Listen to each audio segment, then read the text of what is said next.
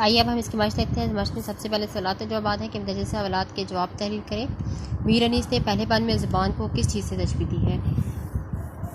शायर ने कहा कि कहीं मेरी ज़ुबान शम्मा की तरह ना जलने लगे क्योंकि मैं करबला की गर्मी की शिद्दत को बयान करने जा रहा हूँ। इस तरह शायर ने ज़ुबान को शम्मा से तशबीह दी है। ठीक है। सेकंड क्वेश्चन देखें कि दूसरे बार में नहर के लफ्ज़ से क्या मुराद है? कि दूसरे बार में नहर के लफ्ज़ से मुराद नहर के दोनों किनारे हैं।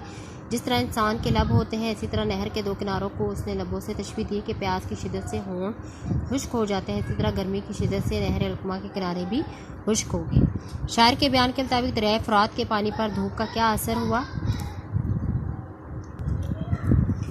शायर गर्मी की शिद्दत को बयान करते हुए मालगा राइस की हदों को छू के कहता है कि शायर का कहना है कि धूप की वजह से दरिया फ़ुरात का पानी जो है वो ऐसे महसूस हो रहा था जैसे उसे तेज़ आग पर रख दिया हो और ये उबलने लगे। धूप से दरिया फ़ुरात का पानी उबल रहा था। और शायरी में मीर अनीस की वजह शोहरत क्या है? कि वजह शोहरत उनकी मिर्सियाँ गोई है। ठीक है। और हैयत के अतबार से इस नज़म मैदान करबला में गर्मी की शिद्दत को क्या कहेंगे? हैयत के अतबार से ये नज़म जो है मुसद्दस है। मुसद्दस आपको मैंने पहले बताया था कि ऐसी नज़म को कहते हैं जिसके हर बांध में 6 मिसरे होते हैं और मुसद्दस के पहले 4 मिसरे हम काफ़िया होते हैं और आखिरी 2 मिसरे जो है वो भी हम काफ़िया होते हैं, लेकिन ये काफ़िया जो है वो पिछले काफ़ियों से अलग होते हैं। ठीक है। नेक्स्ट क्वेश्चन देखें। नज़म मैदान करबला में गर्मी की शिद्दत का मतन मद्देनज़र रखकर दुरुस्त पर टिका निशान लगाना है।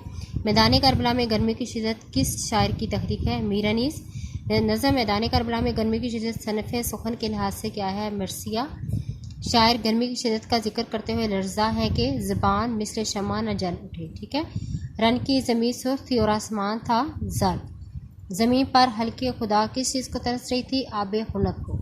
दिन के मिसाल शब स्याह होने की वजह क्या थी? धूप। ठीक है।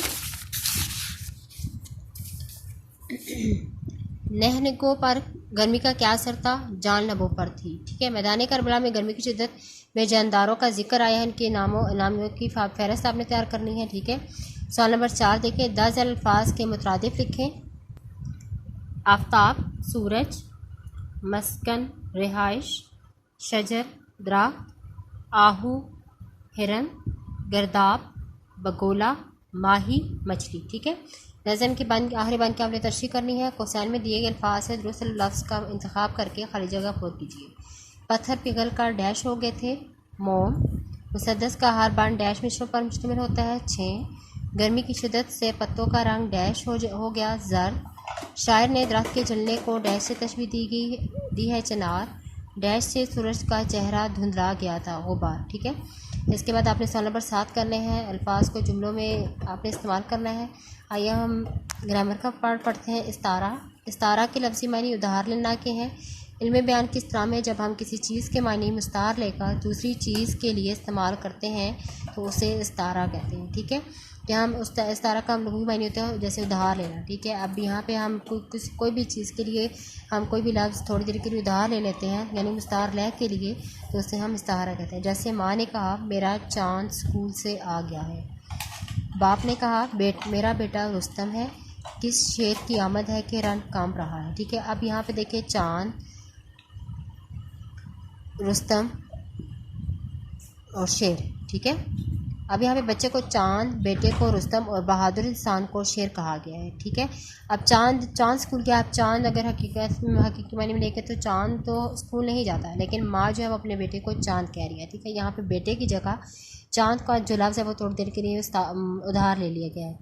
यानी चांद, रुस्तम और शेर के अल्फाज मुस्तार लह के बच्चे, बेटे और बहादुर इंसान के लिए इस्तेमाल किए गए हैं। ठीक है। अब इस्तारा की अरकान इस्तारा देखें।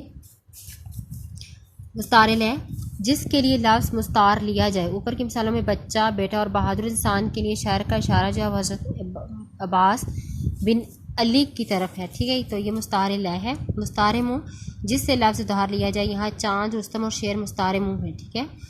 वजह जामिया क्या है? कि मुस्तार लह और मुस्तार मुँह के माबैन मुश्तरक सिफ़त को वजह जामिया कहा गया। कि इन दोनों के दरमियान मुश्तरक सिफ़त क्या है? ऊपर की मिसालों में खूबसूरती और बहादुरी वजह जामे है। मुस्तार लह और मुस्तार मुँह में तशबीह का ताल्लुक़ होता है। ठीक है। इस्तारे में मुस्तार लह हकीकी नहीं बल्कि मिजाजी मायनी देता है। ठीक है।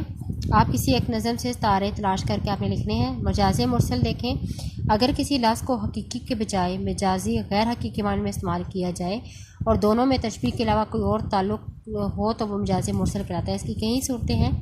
इंसान की ज़िंदगी 4 दिन की है, ठीक है। इसमें जुज़ बोलकर कुल मुराद लिया गया, यानी ये जुज़ है 4 दिन की है, तो यहाँ पे जुज़ कहकर कुल मुराद ली गई है, ठीक है। हकीम साहब ने नफ्स पर हाथ रखकर मर्ज़ की तशख़ीस कर दी। यहाँ कुल कहकर बोलकर जो है वो जुज़ मुराद लिखी है कि नफ्स पर हाथ नहीं बल्कि 3 उंगलियाँ रख दी थी, ठीक है। बरसे का आज खूब धुआं धार अबर है, ठीक है। यहाँ सबब अबर बोलकर सबब यानी पानी मुराद लिया गया। मुझे कहना है कुछ अपनी ज़बान में, यहाँ आला ज़बान बोलकर वो चीज़ बोली मुराद ली गई है जिसके लिए ये आला बनाया गया है, ठीक है। अब इस नज़म में तशबीह, इस्तारा और मजाज़ मुरसल आपने अलग अलग करके लिखना है, ये आपका होमवर्क होगा।